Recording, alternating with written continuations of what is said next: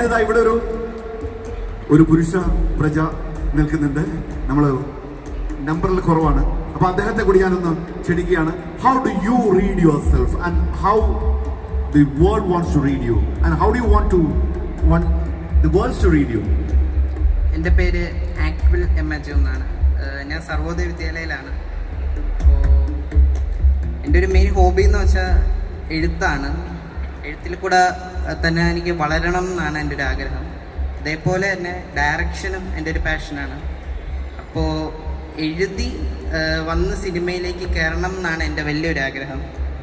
അപ്പോൾ എൻ്റെ biggest aim എന്ന് വെച്ചാൽ ഒരു ഫിലിം ഡയറക്റ്റ് ചെയ്യണം എന്നാണ്. അപ്പോൾ അത് എഴുത്തിലൂടെ തന്നെ സാധ്യം ആക്കണം എന്നാണ് എൻ്റെ ഒരു ആഗ്രഹം.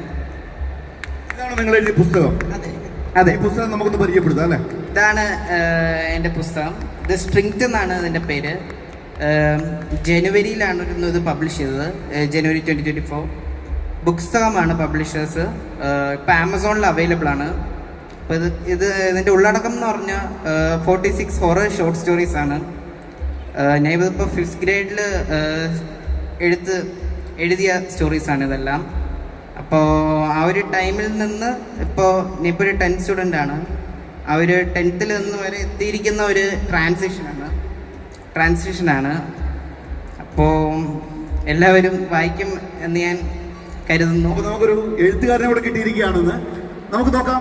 അദ്ദേഹം 10ാം ക്ലാസ്സുകാരനാണല്ലേ? അതെ, 10ാം ക്ലാസ്സുകാരനായ ഒരു എഴുത്തുകാരനെ നമുക്ക് ഇന്നത്തെ ദിവസം നമുക്ക് ഇവിടെ കിട്ടിയിരിക്കുന്നു. സോനയോടൊപ്പം ഒരു ഡാൻസറായി, ഒരു എഴുത്തുകാരനായി.